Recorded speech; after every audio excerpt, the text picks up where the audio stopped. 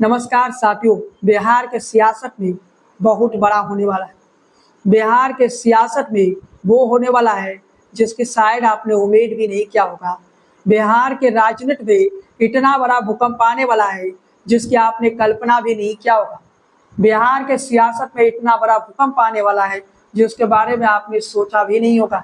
हम लगातार आपको बता रहे हैं कि बिहार की राजनीति में सब कुछ ठीक नहीं है। अब उस बात की पुष्टि मिलने जा रही।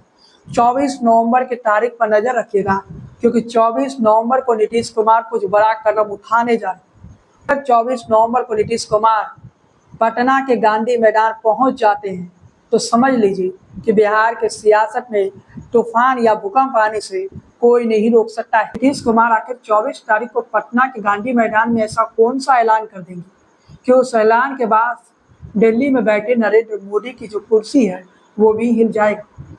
एक संगठन का दावा है कि 24 नवंबर को मुख्यमंत्री नीतीश कुमार उनके कार्यक्रम में आने वाले। उस संगठन किस मुद्दे पर लोगों को इकट्ठा कर रहा है गांधी मैदान में, वो भी जान लीजिए।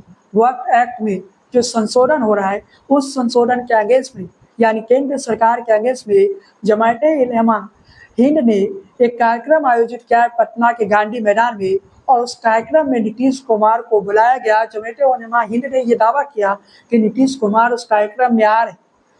बस कल्पना कर लीजिए कि 24 नवंबर को एक ऐसे कार्यक्रम में जो केंद्र सरकार के अगेंस्ट में है, वक्फ बोर्ड में संशोधन एक्ट ला रहा है, उसके विरुद्ध में एक कार्यक्रम होता है, उसके विरुद्ध में एक आंदोलन होता है। उस आंदोलन में नीतीश कुमार अगर हिस्सा बन जाते हैं, बस वो पटना के गांधी मैदान पहुंच जाते हैं, वहां नीतीश कुमार अगर सरकार के खिलाफ बोल देते हैं तो फिर देश की सियासत किस दिशा की तरफ बढ़ेगी। शायद इस बात को भारतीय जनता पार्टी भी समझती है। इसलिए भारतीय जनता पार्टी पहले से ही अपने बड़े नेताओं को बिहार दौरे पर भेज रही। जब दिवाली मन रहा था उस समय उत्तर प्रदेश के राज्यपाल आनंदीबेन पटेल को बिहार भेजा गया।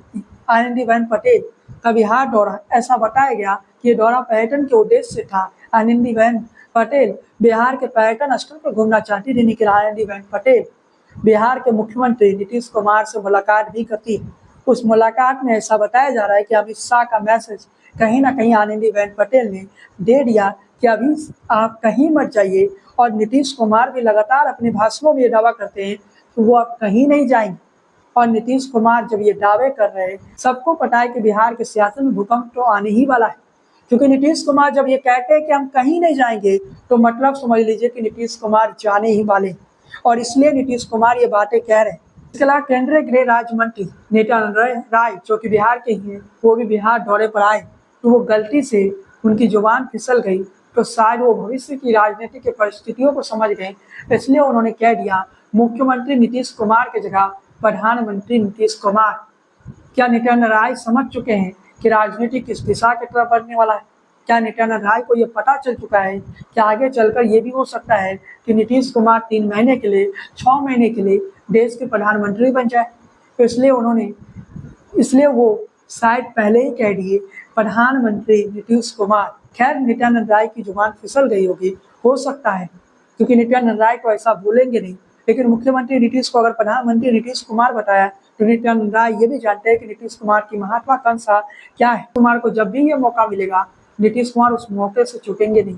नीतीश कुमार प्रधानमंत्री की उस कुर्सी को लेंगे ही। इतिहास के उसी हिंदू स्वाभिमान कार्यक्रम के दौरान अररिया के सांसद ने एक विवादित बोल दिया, और उस बात को लेकर नीतीश कुमार खपा भी हुआ। नीतीश कुमार की पुलिस ने अररिया के सांसद पर, यानी भारतीय जनता पार्टी के सांसद पर FIR दर्ज भी किया, और यहाँ तक कहा गया कि गिरिराज सिंह का भी कोई ऐसा विवादित बयान मिलता है तो गिरिराज सिंह जो कि केंद्रीय मंत्री है, उन पर भी केस होगा, उन पर भी FIR होगा। ये बातें नीतीश कुमार की पुलिस ने भी कहा, नीतीश कुमार भी ये कह चुके। नीतीश कुमार अपनी छवि को एंटी मुसलमान छवि दिखाना नहीं चाहते, और इस बात में कोई दो राय नहीं। तो क्या इसलिए नीतीश कुमार जमाते उलेमा हिंद के कार्यक्रम में जाएंगे? क्योंकि जमाते उलेमा हिंद ने तो ये दावा कर दिया कि मुख्यमंत्री नीतीश कुमार पटना के गांधी मैदान के कार्यक्रम में आने वाले। अगर उस कार्यक्रम में नीतीश कुमार जाते हैं तो राजनीति किस दिशा की तरफ जाएगी, ये बताने की जरूरत नहीं। नीतीश कुमार हाल के दिनों में बिहार को विशेष राज्य का दर्जा नहीं मिलने से भी खपा है। इसके अलावा आरक्षण का जो मसला है 9वीं अनुसूची में नीतीश कुमार चाहते हैं डालना, उस मामले में भी केंद्र सरकार ने कोई कदम नहीं उठाए। इस बात से भी नीतीश कुमार खफा है। नीतीश को मनाने के लिए नरेंद्र मोदी अमित शाह हर कोशिश करते हैं।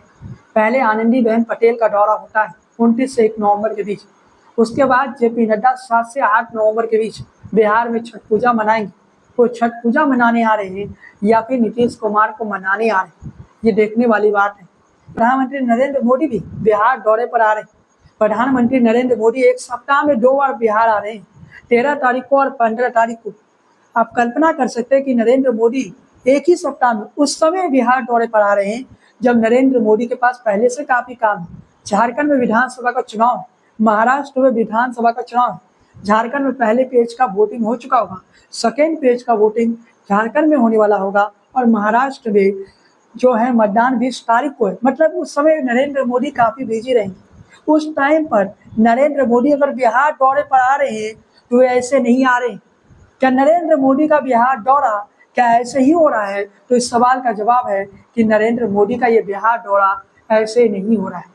इस बात को समझ लीजिए कि नरेंद्र मोदी को एक ही सप्ताह में 2 बार बिहार दौरे पर आने की क्या जरूरत पड़ रही है?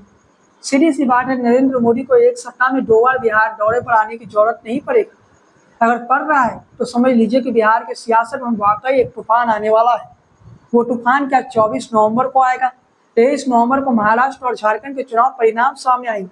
बस कल्पना ही कीजिए कि महाराष्ट्र में बीजेपी को झटका लग जाता है या झारखंड में बीजेपी को झटका लग जाता है या ऐसी परिस्थिति बन जाए कि दोनों ही राज्यों में बीजेपी है चुनाव हार जाए। उस परिस्थिति में नीतीश का अगला कदम क्या होगा? महाराष्ट्र को अगर शरद पवार जीतते हैं तो वो दिल्ली की तरफ तो निशाना साधेंगे। शरद पवार की जो दोस्ती है वो नीतीश कुमार के साथ भी अच्छा है और शरद पवार का जो दोस्ती है वो कहीं ना कहीं चंद्रबाबू नायडू के साथ भी अच्छा है। उस परिस्थिति की कल्पना कीजिए, बस आप कल्पना कीजिए कि महाराष्ट्र और झारखंड दोनों ही राज्यों में बीजेपी अच्छा प्रदर्शन नहीं कर पाती। ये भी मान लीजिए कि महाराष्ट्र बीजेपी गवा देती है और झारखंड बीजेपी जीत जाती है, तो उस परिस्थिति में क्या होगा? वैसे महाराष्ट्र में इस समय बीजेपी मजबूत स्थिति में है और झारखंड में तो काफी मजबूत स्थिति में है। झारखंड और महाराष्ट्र पे हम वीडियो विश्लेषण लेके आएंगे, लेकिन बस हम कल्पना के लिए बोल रहे हैं कि दोनों राज्यों में अगर बीजेपी को झटका लग जाता है तो नीतीश का अगला कदम क्या होगा। और ये बात किसी से छिपा नहीं है कि नीतीश कुमार का अगला कदम गठबंधन तोड़कर बाहर आने के होगा। और नीतीश कुमार ऐसा भी गठबंधन तोड़कर आ सकते हैं। नीतीश कुमार के इस बातों को भारतीय जनता पार्टी भी समझती है, इसलिए पहले आनंदीबेन पटेल को नीतीश को मनाने के लिए भेजा गया। उसका जेपी नड्डा 7 से 8 तारीख के बीच बिहार दौरे पर आ रहे हैं और जेपी नड्डा से भी नरेंद्र मोदी को कोई उम्मीद नहीं लगा, तो नरेंद्र मोदी खुद बिहार दौरे पर आ रहे हैं। नरेंद्र मोदी का जो बिहार दौरा है वो 13 तारीख को, 13 नवंबर और 15 नवंबर को, 13 नवंबर को नरेंद्र मोदी दरभंगा एम्स का जो है आधारशिला रखने के लिए आ रहे हैं, शिलान्यास के लिए आ रहे हैं। वैसे दरभंगा एम्स पर नरेंद्र मोदी का एक बार जुबान फिसल गया तो वो कह दिए थे कि दरभंगा में एम्स बन गया। उसके बाद कई सारे जोक बने, लेकिन अब नरेंद्र मोदी 13 तारीख को दरभंगा एम्स का शिलान्यास करेंगे और उसके बाद दरभंगा एम्स का कार्य शुरू हो जाएगा। 15 तारीख को बिरसा मुंडा की जयंती मनाने के लिए जमुई जा रहे हैं नरेंद्र मोदी। जरा सोचिए कि प्रधानमंत्री एक कार्यक्रम 13 तारीख को करे, दूसरा कार्यक्रम 15 तारीख को कर रहे हैं। प्रधानमंत्री नरेंद्र मोदी चाहते जिस दिन बिरसा मुंडा की जयंती थी उसी दिन दरभंगा एम्स का आधारशिला रख सकते, शिलान्यास कर सकते थे, लेकिन प्रधानमंत्री नरेंद्र मोदी ने 13 तारीख को ही क्यों चुना? क्या नरेंद्र मोदी का बिहार दौरा केवल दरभंगा एम्स के लिए नहीं है? नरेंद्र मोदी का बिहार दौरा केवल बिरसा मुंडा की जयंती के लिए नहीं, बल्कि ये बिहार दौरा नीतीश कुमार से 1-to-1 बातचीत के लिए। क्या नरेंद्र मोदी और नीतीश कुमार के इस मुलाकात के दौरान नीतीश को मनाने की कोशिश होगी कि नीतीश कुमार 24 तारीख को उस कार्यक्रम में, जो जमीयत उलेमा हिंद का कार्यक्रम है, उस कार्यक्रम में ना जाए? क्योंकि जमीयत उलेमा हिंद ने यह दावा कर दिया कि नीतीश कुमार कार्यक्रम में आ रहे, तो पूरी कोशिश भारतीय जनता पार्टी की रही होगी, पूरी कोशिश भारतीय जनता पार्टी करेगी नीतीश कुमार ना जाए। वैसे नीतीश कुमार को रोकना इतना भी आसान नहीं है। नीतीश कुमार किसी के कहने पर नहीं रुकने वाले। 2013 में जब भाजपा और जेडीयू का गठबंधन पहली बार टूटने वाला था तो उस समय लाल किशन आडवाणी ने नीतीश कुमार को कॉल किया कि आप मत जाइए, तब भी नीतीश कुमार अपने फैसला नहीं पलटे। अगर नीतीश कुमार को जमीयत उलेमा हिंद के कार्यक्रम में जाना होगा पटना के गांधी मैदान में 24 तारीख को, तो इसे कोई नहीं रोक सकता। ये बातें भारतीय जनता पार्टी भी जानती। फिर भी नीतीश कुमार को मनाने के लिए बीजेपी हर संभव कोशिश कर रही। पहले आनंदीबेन पटेल आई। आनंदीबेन पटेल जो कि जो कि गुजरात के मुख्यमंत्री रह चुके हैं और उत्तर प्रदेश के वर्तमान में राज्यपाल आनंदीबेन पटेल अमित शाह के बेहद करीबी मानी जाती है। आनंदीबेन पटेल का इतना चलता है कि आज भी गुजरात के मुख्यमंत्री कौन होगा या आनंदीबेन पटेल से पूछ कर रखा जाता है। तो इस बात को आप समझ लीजिए कि आनंदीबेन पटेल की राजनीतिक कर तो वो राजनीति बेटी को क्या थी, यानी आनंदीबेन पटेल अमित शाह के बेहद करीबी मानी जाती है। वैसे अब राज्यपाल बन चुकी है, इसलिए वो भारतीय जनता पार्टी में आधिकारिक तौर पे तो नहीं है। आनंदीबेन पटेल का जो बिहार दौरा होता है उसमें वो नीतीश कुमार से मुलाकात करती है, और वो मुलाकात सामान्य मुलाकात तो नहीं होता है। उस मुलाकात के पीछे भी एक राजनीति है। उस मुलाकात के कारण ये भी हो सकता है कि कोई ना कोई अमित शाह का संदेश आनंदीबेन पटेल नीतीश कुमार को देने आई होगी, क्योंकि बीजेपी को पहले से पता है कि नीतीश कुमार क्या करने वाला है, नीतीश का अगला कदम क्या होने वाला है। इसलिए तो Bharatiya Janata party operation lotus को एक्टिव रखे हुए, ऑपरेशन लोटस के जरिए रणजीत सिंह के जरिए भारतीय जनता पार्टी जेडीयू को तोड़ना चाहती है। ये बातें अमित शाह भी जानते हैं कि जेडीयू के संसदीय दल को तोड़ना इतना आसान नहीं है। जेडीयू के संसदीय दल को तोड़ने में अगर भारतीय जनता पार्टी कामयाब हो जाती तो भारतीय जनता पार्टी का अगला लक्ष्य जेडीयू के विधायक दल को तोड़ना। लेकिन जातीय जनगणना के बाद जिस प्रकार की राजनीति बिहार की सियासत में हो गई है, वैसे में जेडीयू के सांसद और विधायक कोई खतरा उठाना नहीं चाहते, क्योंकि उन्हें पता है कि आगे चलकर उन्हें जनता का सामना करना पड़ेगा। मान लेते हैं कि ललन सिंह जितना पार्टी तोड़ने के लिए सांसद और विधायक की जरूरत है उतना इकट्ठा भी कर लेते हैं, तो 1 साल के बाद ही तो बिहार में चुनाव। महाराष्ट्र जैसी परिस्थिति नहीं है कि 2 साल के बाद चुनाव।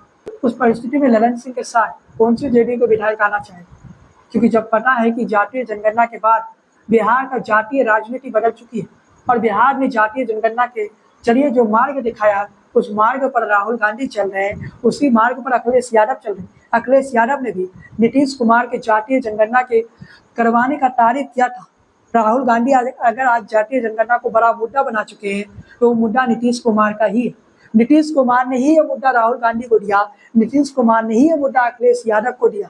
ऐसा मुद्दा के जयंती मनाने के लिए नरेंद्र मोदी को बिहार क्यों आना पड़ रहा है, चौमई क्यों आना पड़ रहा है? वो चाहे तो झारखंड में मना सकते हैं, ऐसा कोई नियम भी नहीं कि आचार संहिता लागू हो जाने के बाद आप किसी की जयंती नहीं मना सकते। और बिरसा मुंडा की जयंती तो लगभग सभी राजनीतिक दल मनाते हैं। नरेंद्र मोदी अगर दूसरे पेज के एनेक्शन से पहले झारखंड में जाकर बिरसा मुंडा की जयंती मनाते तो एक बड़ा संदेश वो आदिवासियों के बीच दे सकते थे। वो बिहार में क्यों मना रहे? तो इसे भी समझिए, राजनीति को समझिए कि नरेंद्र मोदी को बिरसा मुंडा की जयंती तो मनाना है, लेकिन वो नीतीश कुमार को भी मनाना चाहते हैं। यानी नीतीश कुमार को मनाने के लिए वो बिहार आके बिरसा मुंडा की जयंती मना रहे हैं और उससे पहले दरभंगा एम्स का आधारशिला रख रहे हैं। नीतीश कुमार ने जातीय जनगणना के जरिए जो मार्ग दिया उस मार्ग पर अखिलेश यादव चल रहे हैं, उसी मार्ग पर चल के राहुल गांधी आज एक बड़ा नेता बन चुके हैं। आज अगर राहुल गांधी किसी मुद्दे पर सबसे ज्यादा राजनीति करते दिख रहे हैं तो वो मुद्दा है जातीय जनगणना। अगर आज अखिलेश यादव किसी मुद्दे के दम पर उत्तर प्रदेश में कामयाबी पाए हैं तो वो मुद्दा है जातीय जनगणना। अखिलेश यादव का पीडीए अगर उत्तर प्रदेश में आज सफल हो रहा है, और ये बातें नीतीश कुमार जानते हैं कि अखिलेश का पीडीए उत्तर प्रदेश में कितना सफल हो चुका है। अखिलेश का पीडीए अगर आज सफल है तो उसके पीछे का कारण जातीय जनगणना है, जो नीतीश कुमार ने बिहार में करवाया। और बिहार जो आप कह सकते हैं कि संपूर्ण क्रांति के दौर में जब जयप्रकाश नारायण ने पूरे देश को इंदिरा गांधी के उस तानाशाही सोच के खिलाफ जगाया था तो वो बिहार ही था। बिहार क्रांति की भूमि रही है। उसी बिहार ने एक नया मार्ग दिखाया, वो मार्ग है जातीय जनगणना का। और जातीय जनगणना के जिस मार्ग को बिहार ने दिखाया, जिस मार्ग ने बिहार में दिखाया, उसी मार्ग पर तो राहुल गांधी आगे बढ़ रहे, उसी मार्ग पे तो अखिलेश यादव आगे बढ़ रहे।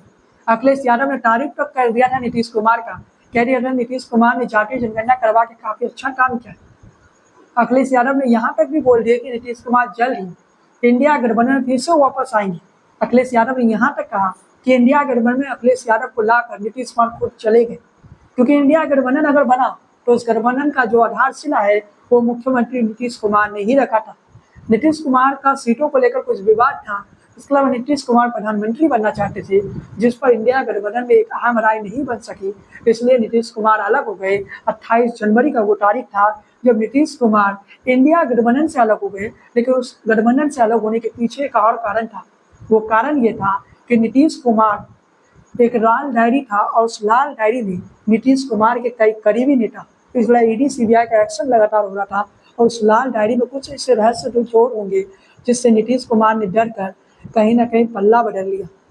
और कहीं ना कहीं नीतीश कुमार अब सोच रहे होंगे कि अगर उस समय वो पल्ला नहीं बदलते तो आज के टाइम में केंद्र में भारतीय जनता पार्टी की सरकार नहीं बन पाती। और ये बातें अब नीतीश कुमार भी जानते हैं। उस परिस्थिति में नीतीश कुमार देश के प्रधानमंत्री बन सकते थे, क्योंकि आज के समय भारतीय जनता पार्टी की जो स्थिति है, अगर एनडीए में नीतीश न होते तो भारतीय जनता पार्टी 240 तक भी नहीं पहुंच पाती। एनडीए में नीतीश नहीं होते तो 20 से 30 सीटें और कम आती।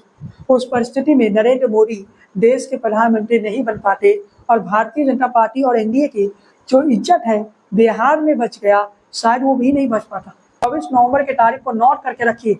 इस दिन अगर नीतीश कुमार जमीयत उलेमा हिंद के कार्यक्रम में जाते हैं तो फिर बिहार और देश की सियासत में तूफान आने से कोई नहीं रोक सकता है, भूकंप आने से कोई नहीं रोक सकता है। 48 घंटे के अंदर नरेंद्र मोदी अगर 2 बार बिहार आ रहे हैं तो क्या वो नीतीश कुमार को मना पाएंगे? अगर वो नीतीश कुमार को मना पाएंगे तो इस बात को समझ लीजिए कि नरेंद्र मोदी की सरकार बच गई। वैसे नरेंद्र मोदी की सरकार पर नीतीश के जाने के बाद भी कोई खतरा नहीं। अगर नीतीश को मनाने में कामयाब हो जाते हैं तो कहीं ना कहीं नरेंद्र मोदी आगे भी मजबूती से वक्त एक्ट में जो संशोधन किए उसे संसद से पारित करवा लेंगे। लेकिन आपको यहाँ भी बता दें कि नीतीश कुमार अगर संसद में वक्त एक्ट के संशोधन का बाइकआउट भी कर देते हैं तो उस परिस्थिति में भी नरेंद्र मोदी विधेयक को पारित करवा देंगे। इस समय एनडीए के पास 303 सांसद हैं, जिसमें चंद्रबाबू नायडू के 16 हैं और नीतीश कुमार के 12 हैं। 303 सांसद में 10 निर्दलीय का सपोर्ट है। लोकसभा इलेक्शन में एनडीए ने जो 293 सीटें अपने दम पर जीता, उसमें 10 निर्दलीयों का सपोर्ट एनडीए को मिलेगा, जिसके कारण यह आंकड़ा 303 का हो। और उसमें अगर नीतीश कुमार के 12 सांसदों को हम हटा भी देते तो भी 291 सांसद था। यानी एनडीए के पास यानी बहुमत के लिए जरूरी आंकड़ा 272 है। किसी बिल को पास करवाने में 291 का आंकड़ा हो जाता है। उस परिस्थिति में वक्त एक्ट में जो संशोधन किए गए वो आसानी से संसद में पास हो जाएगा। यहाँ पर अगर हम चंद्रबाबू नायडू के 16 सांसदों को हटा देते तो क्या उस परिस्थिति में बिल पास हो सकता है?